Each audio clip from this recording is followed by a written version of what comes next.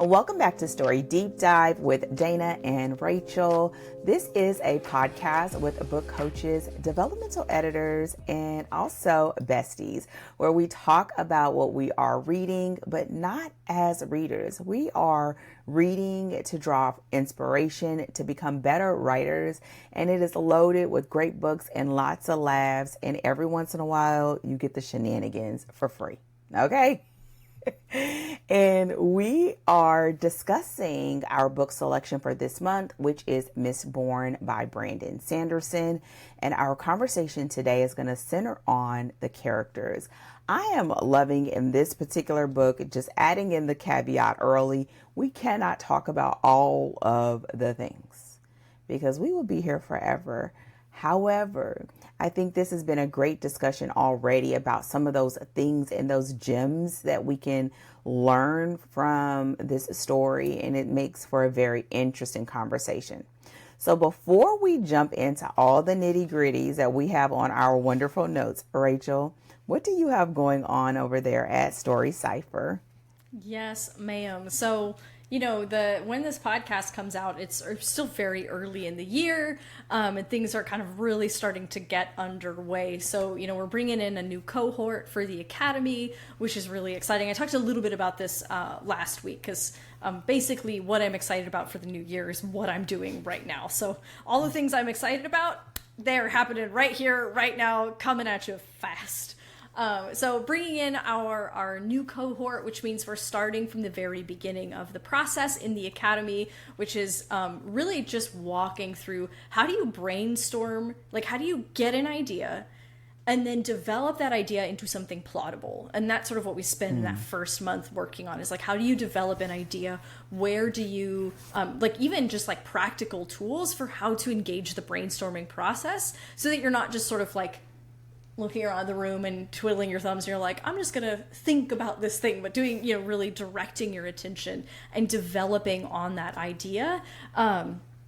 I'm just really excited to take a new group of people through the curriculum, but also with the added benefit of, so for the members of the Fellows program, who's like sort of, they're doing the ongoing skill development on the other side of the cohort, they're invited to attend the lectures live, so they can, if they're starting a new project, they can go through the 6 months again and have that guided like process of keeping them on track and doing it with other people. But also the new members of the cohort get to benefit from the collective wisdom of the students who went before them. So for students who stayed and continued on in the Fellows program, they're present in the community to just kind of pipe in and answer questions and share their thoughts because they've been through it before, right? And so it's really cool to be able to have them stepping up and being able to say, oh, you know what, when I went through it, I did this thing, but I really wish I had done this other thing. Or, I was in the same spot that you were. Here's how I overcame that hurdle. And that's that benefit of bringing in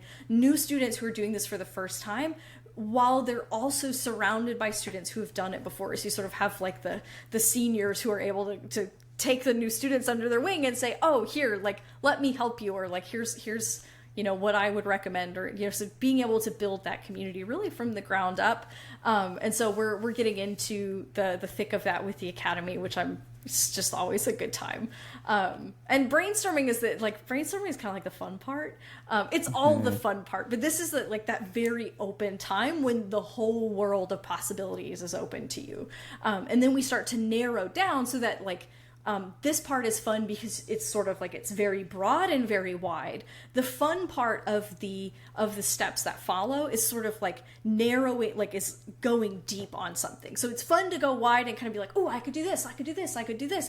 And then it gets fun in a different way where you start to narrow down to like, ooh, I could do this specific thing and it could look this specific way. And then it's with these specific, right? And so it's sort of like gets fun going deep the remaining 5 months.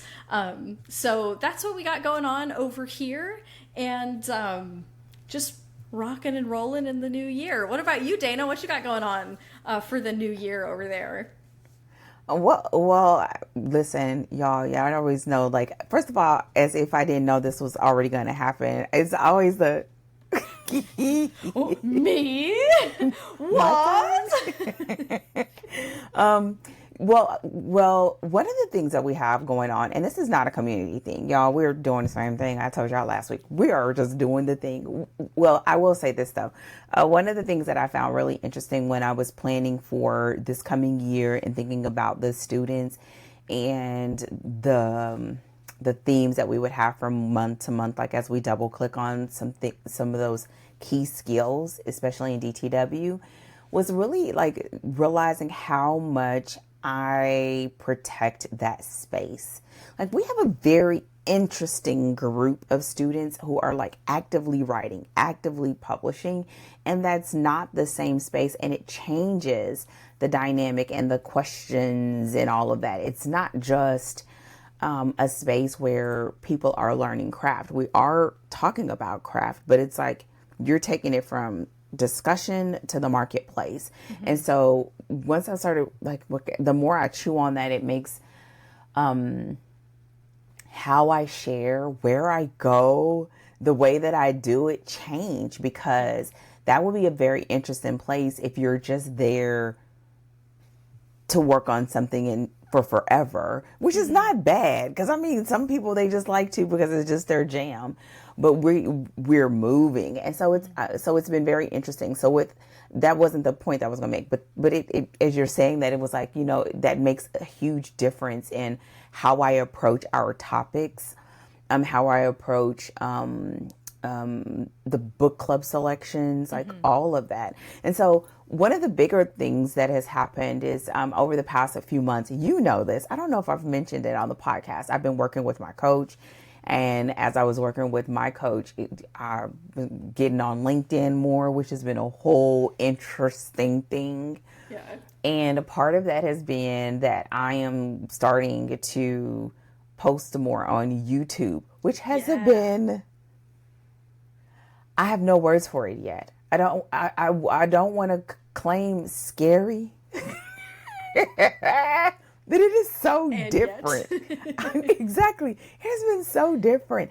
And it's so weird. And it's so, I put all the weird words on it. It's been such an interesting, even so far, just committing to do it. Yeah. Even as being, like, I was thinking about it yesterday. Like, I've been posting on my craft YouTube channel, I know, for over 12 or 13 years. Yeah. And so so people automatically assume it's the on camera, it's being, that's not it, because I do that. Yeah, and so it's been all the time. Exactly. So it's been the questioning of what makes this feel like a different bucket of nerves. I don't have the actual answer. Yeah. I think I'm figuring it out as I go. But what it has meant is that I've given myself a whole lot of permissions that I have a feeling I'm going to get bashed for, and I hope I don't. I hope people just love my rambling. I just have to love you and what you have to say. I defy anyone to, if someone, listen, all right, I'm gonna go picking fights right here, right now. Come on, pick a fight, right? If you go bashing Dana's YouTube, I am ready to throw down.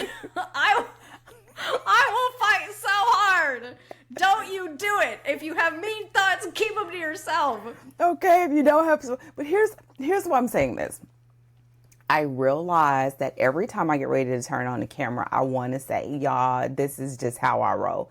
Because for some reason, like in my mind, there is this container where you've got to just have it a certain way, and that just never feels totally comfortable. So by the time I'm really rolling and I'm in my bag, I'm like, ooh, why can't I feel that way at the beginning? Yeah. Right? And so it's been this very interesting journey of, like, the people who really, really rock with me and love me know I'm a teacher, and you just can't always do what I'm talking about doing in 5 minutes or 3 minutes and that's just not my bag. And I just have to, so the permissions is, you just got to be okay that that's just how it is. And can you get better, and can things change and all of that? Yes. So that's the thing that I'm working on now, of, like, the preparation is probably more because I am letting myself be in where I feel like people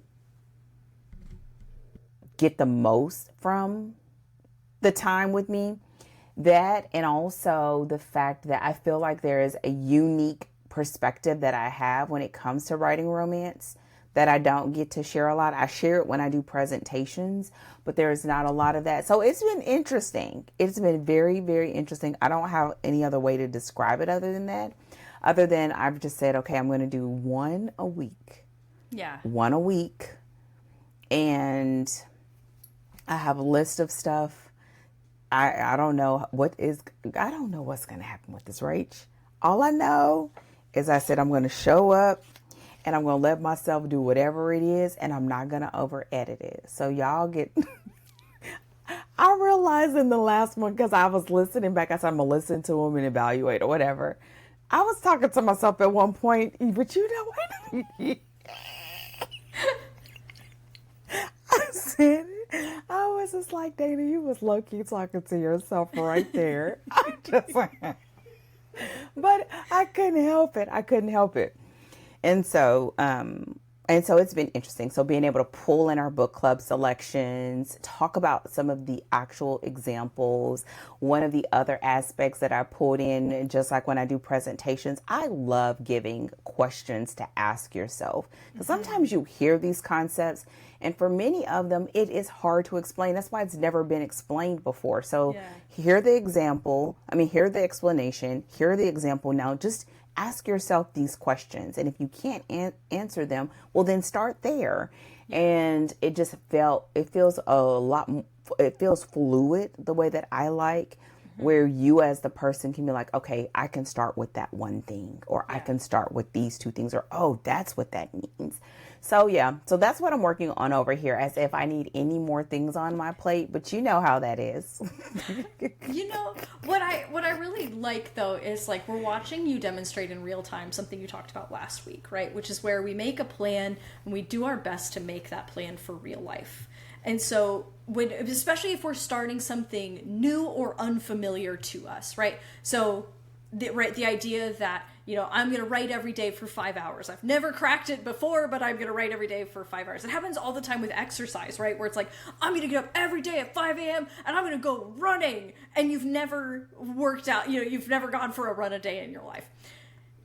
And it's the same thing here. And when you do that, right, a lot of times you set yourself up for like, you do it and then you're like, oh, this thing was super hard and terrible and I didn't enjoy it. And then you never do it again because your experience of it is so negative. Resistance. And so instead, right, you like sort of like just give yourself space to work up into the thing you're trying to incorporate into your life. So like for YouTube, it's like, okay, I just need to make one video a week. And I'm not going to put crazy constraints on the time. I'm going to make the videos the way that makes sense to me, knowing that I'll get better over time. Yeah. You're not like, I'm going to release a video every day for 6 months. Like, this is none of that. I did think about that. I thought about it. I'll bet you did. I bet you were like, if I do it this way, then I can maximize the number of videos. And then I'm grateful that some other part of your brain was like, hey, Dana, listen.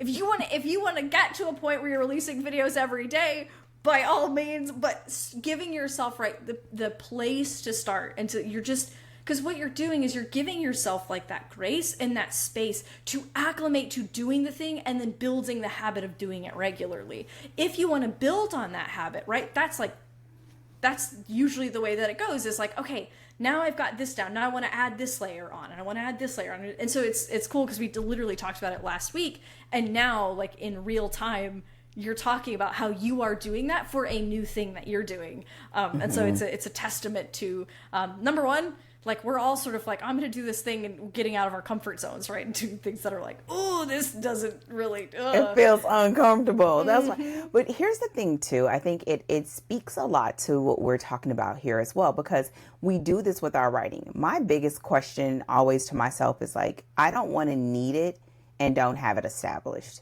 Right? And a lot of times what people are saying when they want to write a book is they want to have all these skills that we're talking about in the bag, in their bag of tricks. They want to have them locked and loaded. Well, you cannot have that without giving yourself the time to start writing. start editing, start having these conversations, start, making bad characters so you can make them better. And it's like, I want my future self to thank me, the version of me now that's just thugging it out. Yeah, that's right. Just thugging it out to make it happen, because what you are going to find is like, it's the process of this that gives you clarity on who you are, what it is that you want to talk about. And you don't get that without first having a lot of things that are like, oh, I don't want to talk about that no more. Like, Yep. And so, and it is also like built on us having these conversations. And a lot of times it's like we're sort of looking at it in a very, looking at it in the sense of this book, but there are times when you're just like, I could kind of cop a squat here. Let me put a pin right here and just sort of have a moment.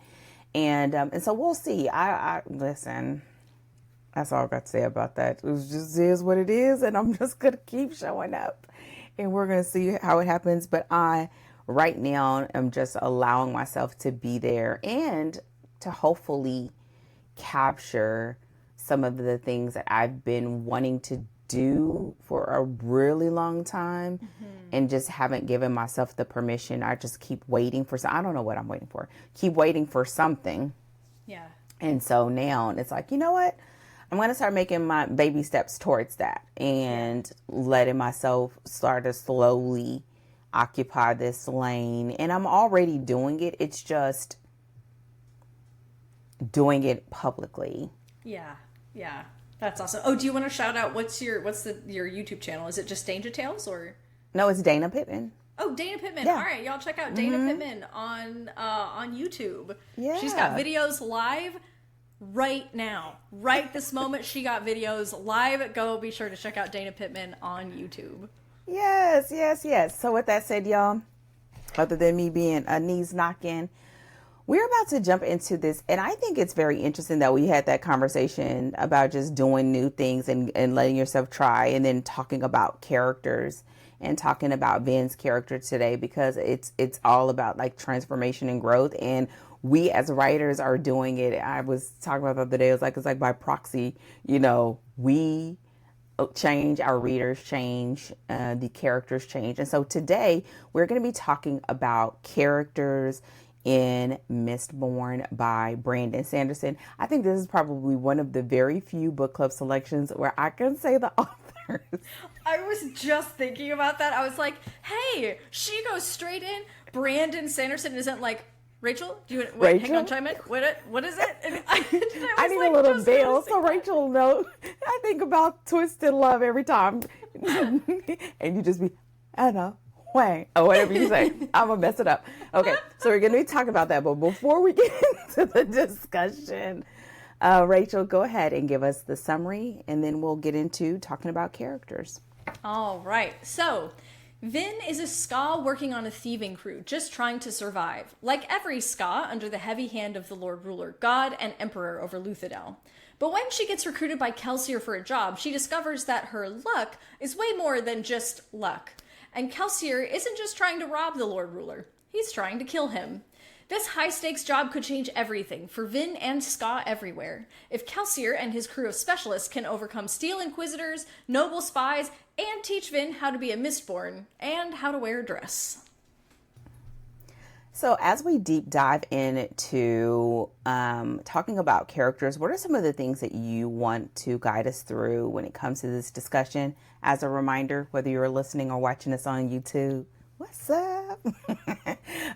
Dana is totally riding shotgun over here, okay? Because this is Rachel's world. But I have absolutely loved reading it this time around. And so, Rachel, what are some of the things you think we should really kind of like rise to the surface when it comes to characters in this story? Really quick, Dana's over here playing coy, saying, I'm just riding shotgun, as if she didn't have some amazing insights that she brought to the table last episode. Like, she's like, Dana's playing it cool. Like, she's like, I'm just here, when she's dropping hot knowledge every time she says anything. So, Dana This is why, because, girl, do I know any of the characters' names? unfortunately, so far, you haven't had to. So, y'all listen, I do know where my strengths lie, okay? Listen, I know I'm a bad mama Jimma, but there's some things I'm going to pass the torch. This is where you lean on your friends, okay? But no, y'all, I love this, but I also know that this is Rachel's, like, so I have to love it just because I love her, okay? So she's contractually obligated to like this book because we are friends. Listen, it's somewhere part of her DNA, okay? So I just gotta let the record show my Claire Huxtable moment. But yes, what are the things you want us to discuss, Rachel? So I think actually we both kind of have our topics really overlap in these two really broad areas. So the first thing I want to talk about is Vin's internal arc. And this is really important to talk about, you know, on the one hand, her internal arc, her internal arc, that was a slip up, but then I was like, nice. That's kind of clean. But number one, really showing how the protagonist's pain points, right, drive their decision making. And that's how you really show how that, show that internal arc and demonstrate it over the course of a story without turning it into like, oh, I'm so sad about this thing, right? And they're constantly narrating it to themselves, and you lose really the impact because the character is trying to tell us what their thing is versus us actually seeing it actively impact them. But then also the fact that, you know, she has a complete internal arc. We talked about this last episode with, you know, the external story closes. It is a complete story. Likewise, the arc that Vin goes through is a complete arc from the start of the book to the end of the book, but at the same time is only just the beginning of her series-wide arc. And so talking about, you know, how that functions and how to think about it. And then the other sort of big bucket of category, I really just want to talk about the secondary characters and the role that they play. And also why I think the way that they're sort of presented in this book is really important because they're going to feature in the following books as well. So those are kind of our two big buckets of categories. Are there particulars that you want to just sort of highlight that you'd like to talk about as we get into both of these topics? I don't think so. Well, I guess I would like double click on a couple things. One, I really love character development, and I love the consideration of wounds and what brings a character to the story. Like, I always ask, why this character? Why now? And this is one of those really great examples because we understand immediately Vin's lens on the world, on herself, on people, on relationships, and she is never far from that whispered birdie in her ear. And it is all informed by that wound. And I think this is such a great help to people if you have an issue or it's hard for you to sort of not just picking their flaw because it's what is needed for a character profile sheet, but seeing how it is it's instrumental, it's practical, and it also becomes the lens that this character sees everything. So that means when it's poked, when it's prodded, when it's tried, when it's praised, we understand her, and knowing her is the beginning of us being invested in the other two books. Right? Speaking of YouTube, like, this is what I just talked about. And so it's so important. So I think this is a great example of that, an amazing example of that. And we are right there with her. And so it becomes this sort of, it predates everything, but it shapes everything, and it shapes everything in the story. So that's the first part on your first leg. Because in all of this, we see that Vin, the whole time she's risking herself, and she's always dancing with whether it's worth the risk. And she doesn't say it that way, but do I want to do this? Is he really telling the truth? Right? That's her deciding whether it's worth that risk. The second thing that I'll double click on with the cast, I find that it is always a challenge to have a large cast. Whether you are writing fantasy, whether you are writing cozy, whether you are writing romance, whether you're working on a series and you have a family.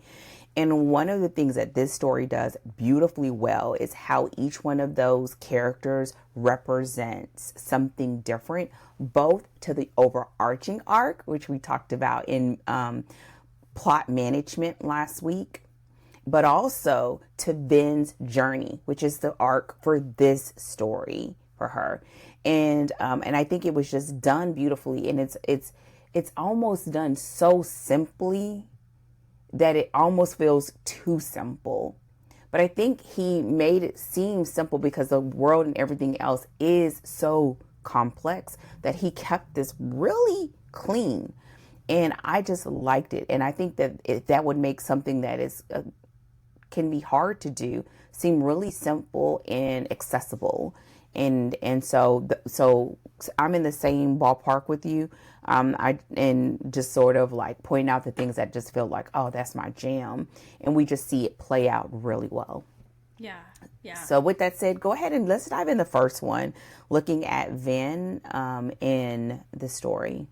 Yeah, for sure. So just like you were saying, Ven's pain point is and this is the basis of this first leg of her arc, we'll call it, since she's going to go through an arc in the second book and the third book, which forms her entire arc as a character. Brandon Sanderson does such a great job of using that pain point to filter her entire lens, so that instead of, because this is one of those, and you guys, if you were here for almost any of our podcast episodes last year, you know that I have a particular pet peeve when your protagonist is constantly narrating their flaw or their wound. So in place of actually showing it to us through the plot and through their decision-making process, you're having them do this thing where they're like, oh, but then that thing happened and I'll never let it happen again. Or I'm shy. And then they never behave shy at any point in the entire, you're just like, those things don't go together. What's happening? And it's just such a missed opportunity to add, to give your character those layers and to show us those layers in action. And Brandon Sanderson, it's going to be a tough day for talking, apparently. This is going to be a rough ride, guys. We still got 2 more episodes. Oh, Jesus. Send help and coffee ASAP. Brandon Sanderson does such a great job, I think, on 2 fronts of this. So first, her entire lens is filtered by the fact that, think about the environment she lives in. So her pain point is about betrayal and being able to trust others. And the environment she lives in is thieving crews. Who are the least trustworthy people, are the thieving crews, because they're all looking out really for number one. And they only look out for the crew insofar as as it looks out for them and their own interests. So that's thing number one. But then thing number 2, the story that she then gets thrust into is being a part of a crew that does not run like your ordinary crew. They all have history. They're all ultra specialists, and they look out for each other. And it is designed. If I can't trust you to be for all of us, then you're not, you can leave now. And that's Kelsier's whole thing. And so she's positioned so that she specifically is being challenged on this pain point, because the crew depends on trusting one another. And so what happens is, in every individual scene, we're watching her sort of try to weigh out, okay, how are they lying to me? Or can I trust? I'm expecting that he's going to use me in some way or another, but I don't know how. But is the trade-off of potentially learning how to use my power worth it to me? And it's like, all right, yeah, I think it's worth it. Even if, I can bail when I need to, but let me get what I can before it's time to bail, right? And watching her make those decisions, or whether she's going to speak up when the crew is meeting and they're like, Vin, do you have anything to say?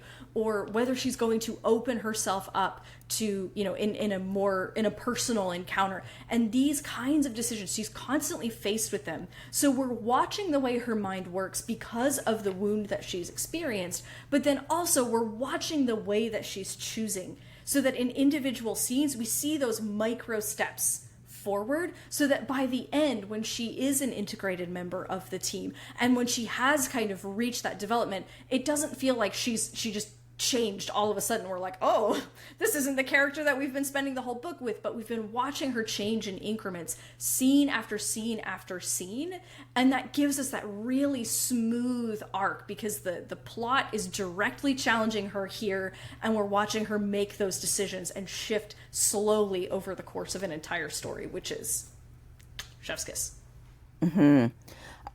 I think this feels the way that he executes this so well. And as my brain normally takes in a story, I usually try to figure out, like, what are the parts of her that are being challenged, right? Yeah. So what we see with Ben, like, you could clearly put, like, you know, she's Ska, she's a woman, she's a Mistborn, and then ultimately she's a human really trying to navigate agency and what does it take. And so if I had to really think about it in the beginning, she's purely just trying to survive. Yep. And all of the elements of herself that she's sort of either protecting or showing or utilizing to make that happen, just so that she can eat and that she can be safe, as, yeah, I'm putting them quotes, because that's even, you know, it's in the beginning, because I'm like, oh my gosh, like, it was kind of brutal there, like, immediately.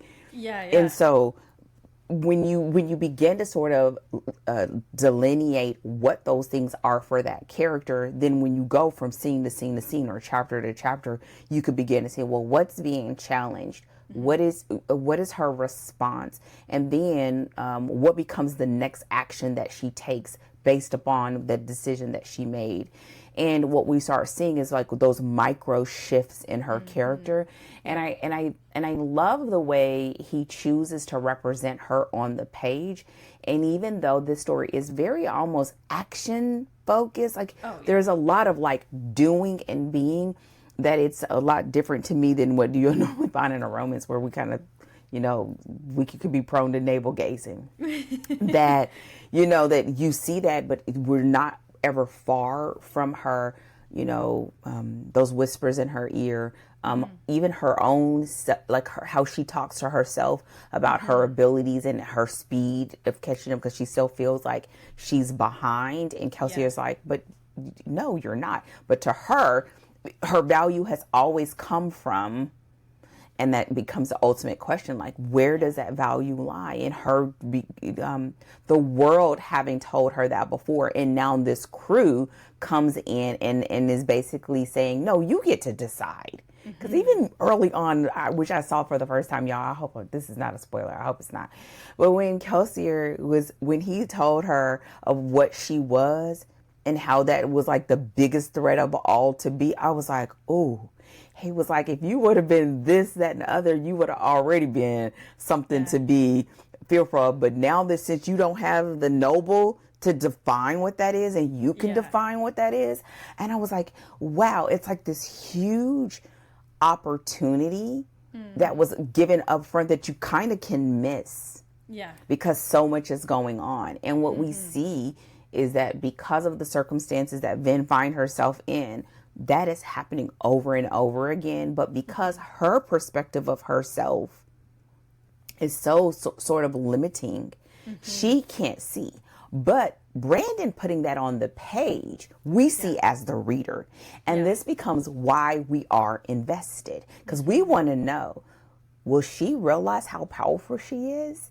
Not just because it can help her keep herself safe. Because book one is about her sort of dancing with this question for herself. But now can you take on that Mistborn cape or whatever on behalf of your people? Of your community, like of your crew, of your, and it begins to escalate. And this is how early on he lays that foundation, not just for her individual journey as a character, but for her trajectory, because he sets up the possibility and the opportunity of like this moment, and she's just like, listen, I'm just trying to eat and not get bothered. I'm just trying to be invisible. Listen, I'm just trying to hide in a corner and not get somebody messing with my emotions. She's very simple. But Kelsier is basically like, well, you can do that. Or, Yeah. like he just is like, she's like, wait, I can do that?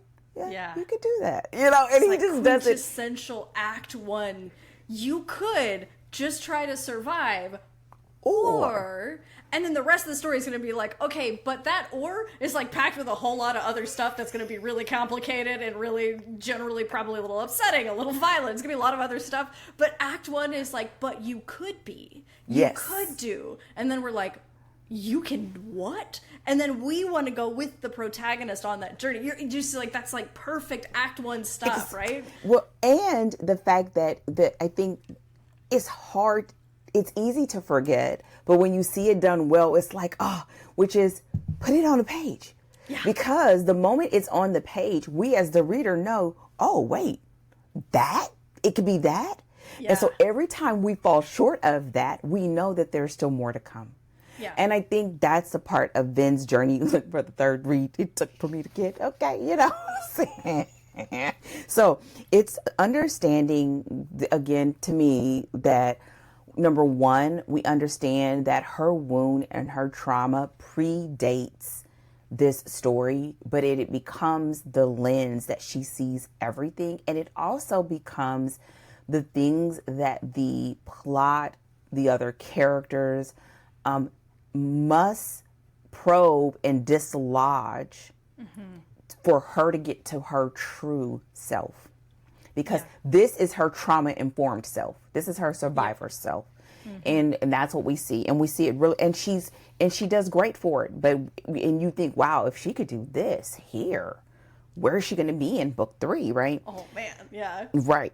And then the other part, which I think you're going to get to next, it becomes that every other person that it becomes a part of this ensemble cast becomes a vital part of her becoming that version of herself. And I loved this. It was so juicy this time around for me.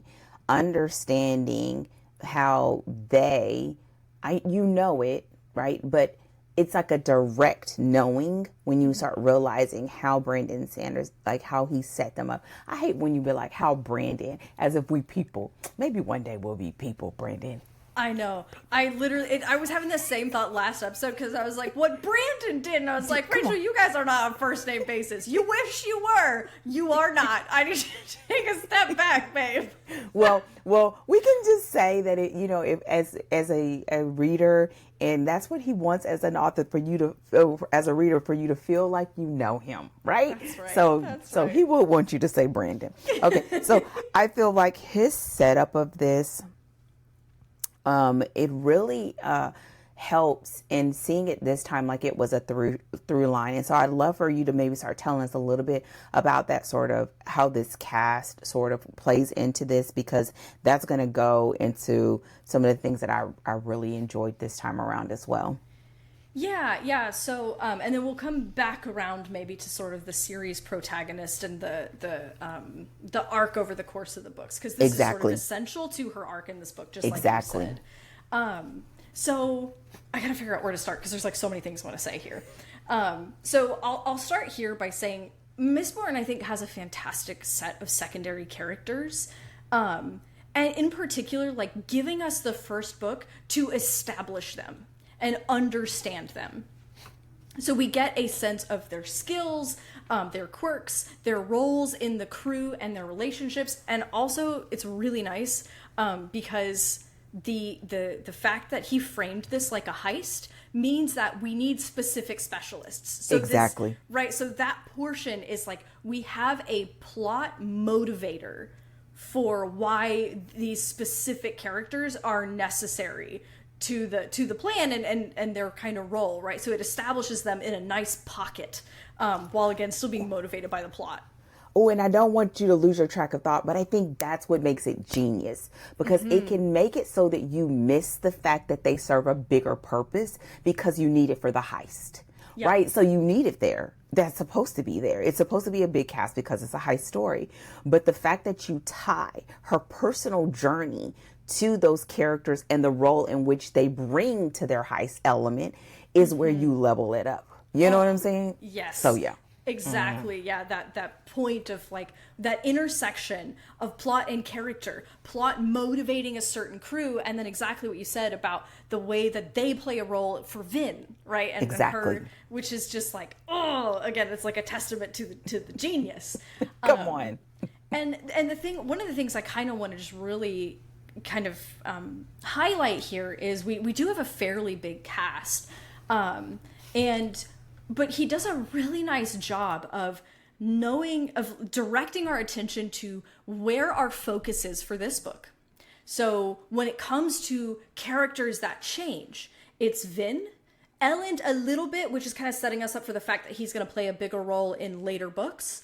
And then Kelsier has a little bit of a shift as well. Vin has the biggest shift, and then Elend and Kelsier have somewhat more minor shifts. But what that means is that our secondary characters, they sort of are quote unquote static in this book. Because we are getting we can't have everybody changing all at once and everyone's like, I came to the other side of this and I'm a new man, and because we can only kind of take in so much at once, right? And we're sort of prioritizing, okay, what are the most important changes? And the reason that's so great is because it helps us get really well established in understanding those secondary characters and who they are and what they're like, because we're going to see them begin to change over the next 2 books, because they're going to play a bigger role in the story. And so we need to really, especially because we're dealing with a big cast, we need to really understand those characters in a meaningful and sort of like deeper way, just as they are now, so that when we see them take more of center stage and come more to the forefront in later books and begin to have their own arcs, we're very well versed and connected to those characters. So it's both that sort of managing our attention as well as establishing and setting up for, again, those future books. And so this cast becomes a really solid group to sort of continue building the story on in this first story and then through into the trilogy. So talk to me a little bit about the role that they play for Vin and how genius that was, because I have it in all caps bolded. Dana's point. Make sure we talk about this thing. Wait. Y'all, I love Rachel, but I could throttle her sometimes. Okay. Probably most of the time. No. She's grown. She will not get shaken baby syndrome. I shake her. Okay. One of the things that I do want to talk about before I would say this is the reason why, even if they're static, is the fact that you want us to care. You want us to care where they end up. If we care, we read. Yeah. If we read, we go to book 2, right? Yep. You are making sure you knock book 1 out of the park just on its own, but you also want people invested enough that they continue to read. And it's happening simultaneously. And this is why doing the thing that we talked about last week, talking about plot and sort of having some considerations for where you're taking this thing that is so important, so that when you sort of copy your squat down in book 1, you already have sort of figured out how this line sees its way through to the end. And I think that is so important, whether you are writing epic fantasy or whether you are writing romance and you're writing a series. I mean, in romance, this would show up like an interconnected series, right? It has a lot of the characteristics and traits that you would see in like a trilogy. And so there's that. Okay, so first of all, when you say it, set it up like that, it makes it feel so official. Now I feel like I gotta say You're just so excited about this point, and it was so good. I was like, take it away! And I'm like, oh, it's my turn? Okay. Y'all, this is what makes this podcast so funny and so bad, because we are so silly together. And then when we're apart, it's like it's a little bit like very serious. Okay. What I love, I'm going to say it my way, because I don't know, you always say it in such a scholarly way, so you come back and clean me up. Okay. What I love about this is that each one of those secondary characters represents not just something to Vin, but they represent something to the overarching themes and structure of this story, right? They really represent an eye into the oppression that we are looking at as a thematic thing in this series. So each one of them sort of show up it kind of reminds me of whenever you are plotting, like normally whenever I'm working with an author and we're plotting a romance, I do like looking at those subplots as being other representations of how love can show up. Right. Yeah. And here it's other representations of how they sort of fit into the scheme or the world and of this oppression that they are aiming to go against as a crew. Right. Yeah. And so there's that aspect. And then it basically each one of them then add a pressure to Vin in their own unique way with their own unique set of skills and gifts and magical abilities. And so what happens is it structures their role in the plot as a part of the heist, but it also structures their role in her emotional journey. Yeah. And at first, it's like the first time you really get to see that outside of Kelsier, when she's talking to Breeze. First of all, isn't his name Breeze? I love Breeze. Breeze is amazing. Breeze is so extra. And so it wasn't until there was a scene where we saw him sort of working in the backdrop of one of the meetings, I was like, oh, but don't get it twisted. Yeah. Right? He lets that air of like, I don't know, he's a little bit extra. Exactly. Don't you want to get to me a glass of wine? She's like, she's like, wait, are you messing with me right now? She stops every time. Like, I can't tell. But what happens is, even in that, when he had a very poignant conversation about everybody does this. It's not just magic. It's just why do you do it and how do you do it?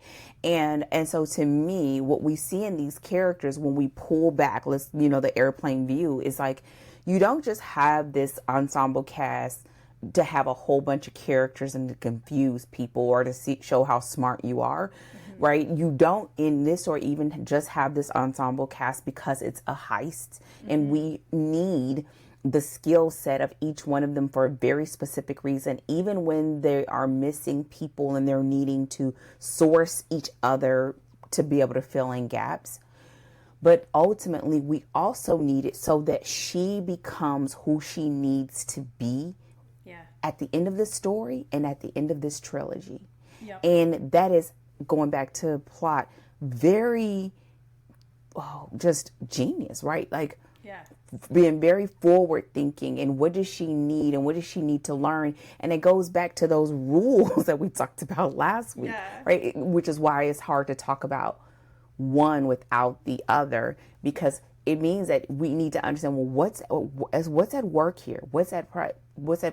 What are some of those things that she needs to understand that she was on the outskirts of for so long that she didn't get the opportunity to understand? This is how it works. This is what it means to be noble.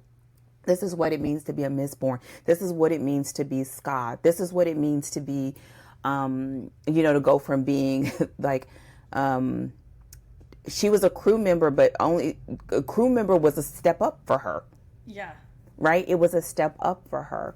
And we know this for that very first moment when Kelsier explains to her who she really is. I was like, how did I miss that? Yeah. Like, when he just was like, well, what this means, when you're a Mistborn, this is what it means. Yeah. And it's like, wow. And I'm going to tag you in so you can like tell us what all this means. But I think what this does, like, this is me going like really woo woo for 1 second. This is the joy of being a writer. Yeah.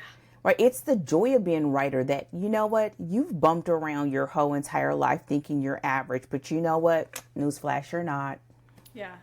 And we get to explore this thing of like, you are so busy aiming to survive. I just want to eat. I just want to sleep and someone not mess with me.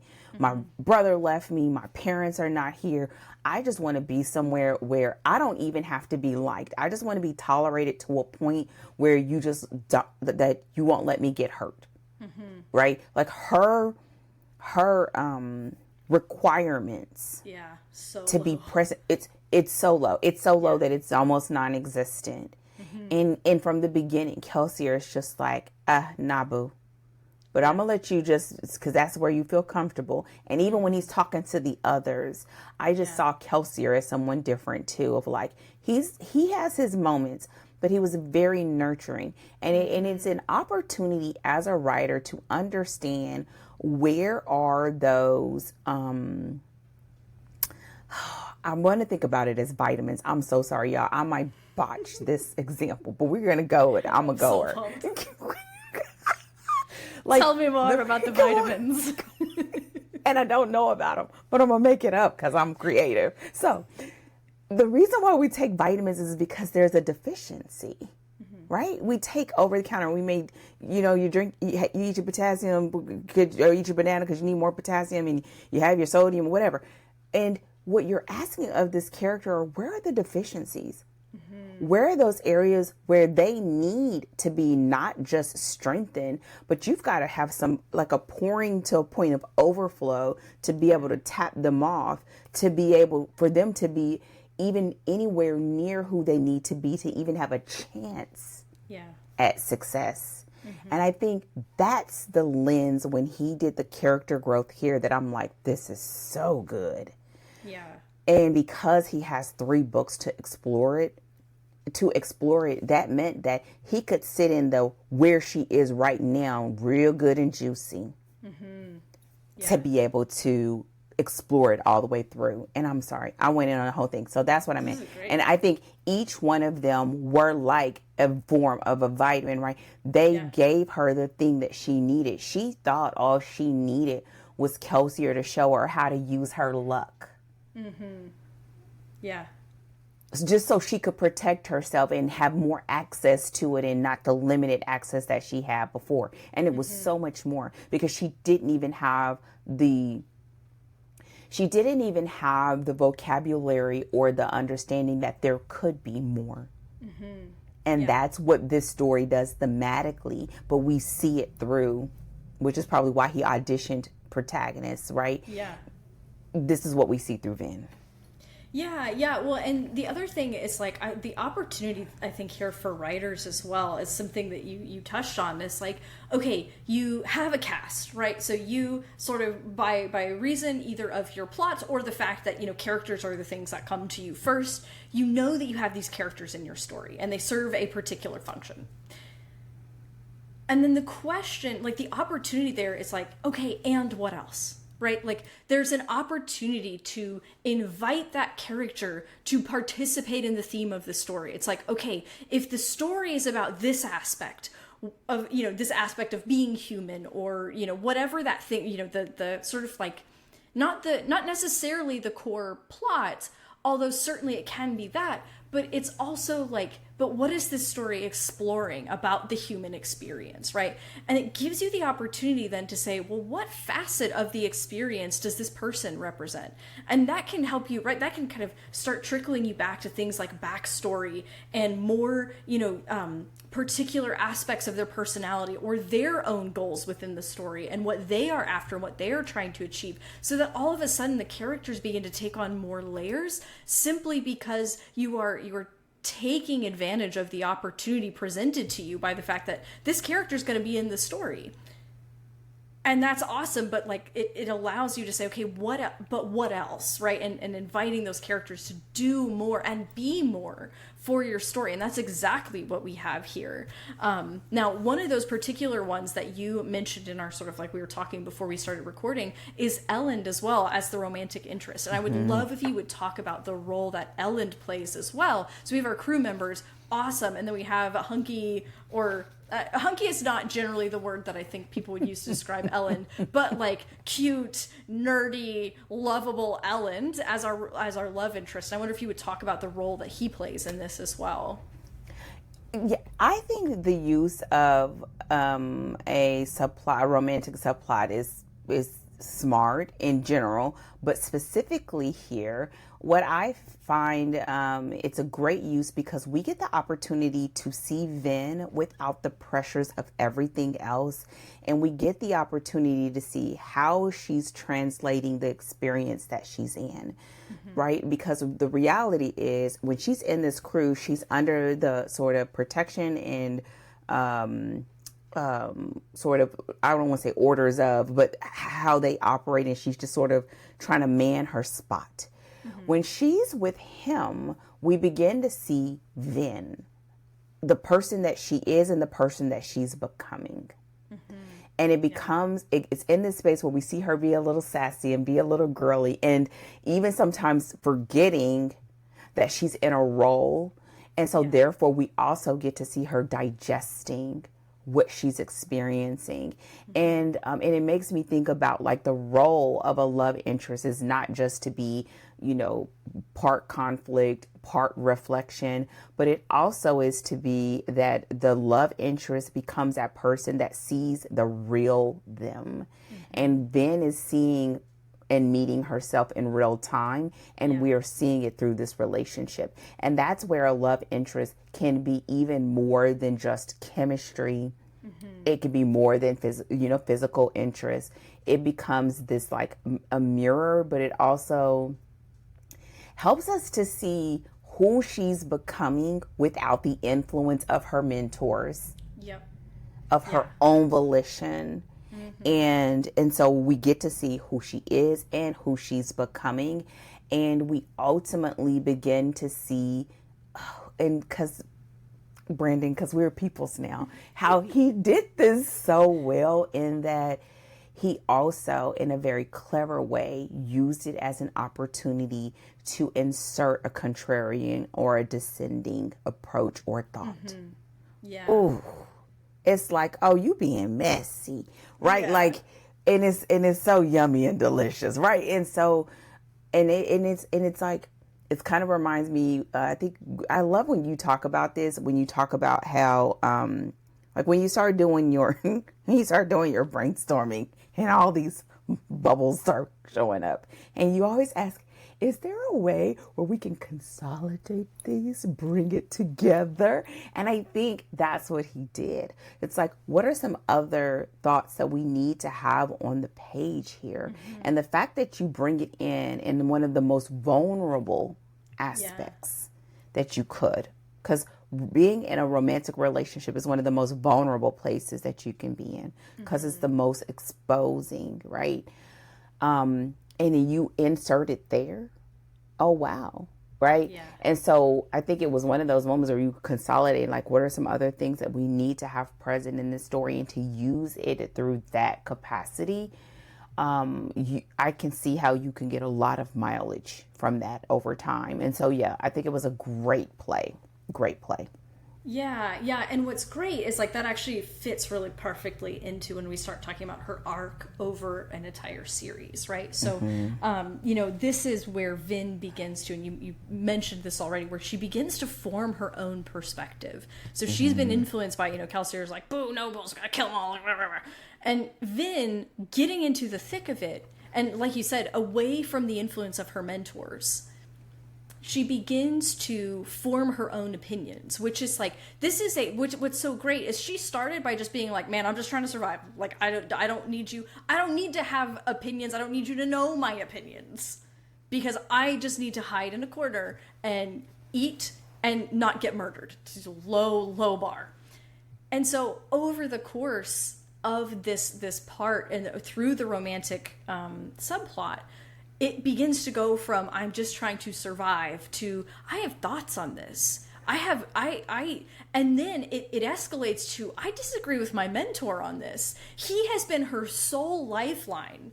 From the moment the story opened, Kelsier has been the only person that she can trust, that has taken her in and seemed to have taken care of her and not betrayed her. And now, like, she's having thoughts contrary to her mentor, and her having to figure out, like, I don't know, am I allowed to do this? Is this okay? Like, what happens to my relationships when we sort of turn into dissent? And it escalates to her at a point she will confront Kelsier with her perspective. And that's right, and that gives us the opportunity to see how she is coming into her own, to say, I think you're wrong on this. That is a huge moment for someone who's like, please don't kill me, right? Like, to be able to go from, please don't murder me, to, I disagree with you. I know that you're more powerful than me, and I know that you are in a position sort of some kind of authority over me, and I'm still going to say it, right? That's that is big stuff for Vin. And so when you take that, and then we're leading her up toward, the person that she is at the end of this story, right? So we have a complete arc for her internally at the end of our first book, which is, again, the same thing that you want, the same way we saw in the plot episode previously. You want the same thing internally as well, right? You want to see that, like, okay, they've made sort of a complete step. The journey's not over. In fact, it's only the first step on the whole journey. But it kind of, again, it closes out those loops. So we say, okay, I see that this character has changed in some way from the beginning to the end. And it sort of is like a nice closed loop in a way.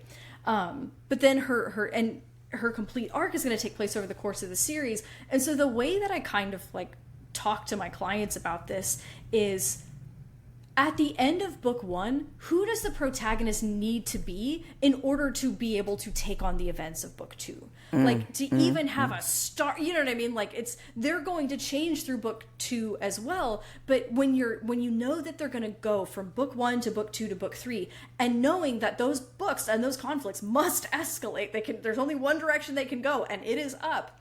Knowing that to be the case, who do they need to be at the end of this book? So that that can be their ground floor at the start of the second book to begin going on the journey that the second book is going to take them. And then the same thing for the third book. And you see that really nicely because Vin can't still be mistrusting and hiding from the crew in book 2. Like, that's not going to work. She needs to get over that hump of her internal arc before she will be a protagonist that could reasonably be positioned in book 2.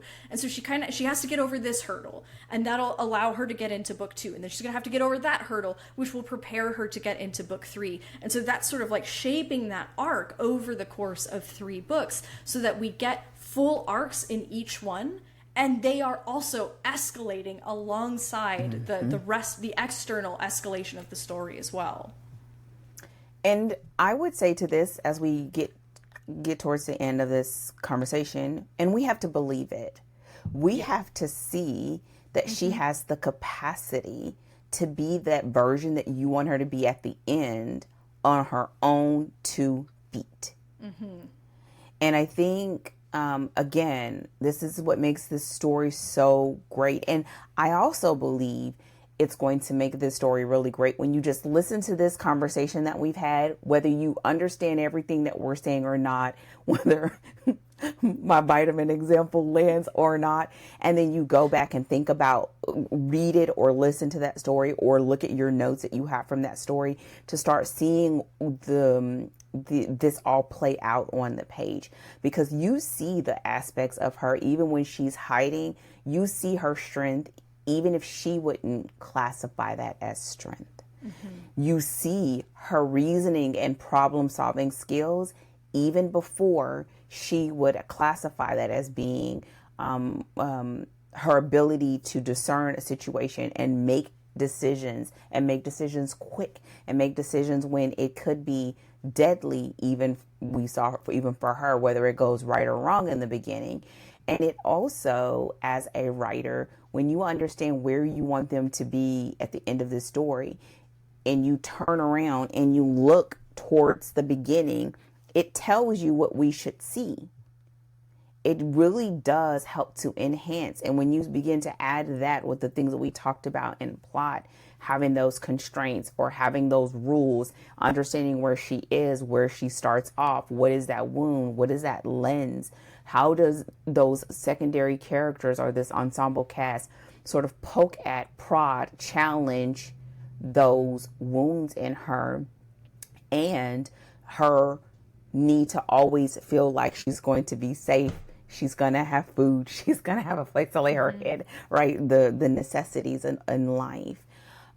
Before we get ready to wrap this up, because I feel like we could talk about this forever, but we cannot and we shall not. So are there any other things that sort of rise to the top surface when it comes to characters that you don't want us to leave out of this conversation? The just very last thing I want to mention, and this is just to sort of like put a little cherry on top of everything that you just said, about selling us right on who she is at the end, that we believe that she has made this transformation. That's also why what we talked about at the very beginning of the episode, letting us see scene by scene the way that she's making decisions and the way that that's subtly shifting over the course of the story, because the story is challenging that pain points. We're watching her process and make these decisions and then slowly start to make those decisions in favor of the person she could be, the person she's trying to be as she's changing.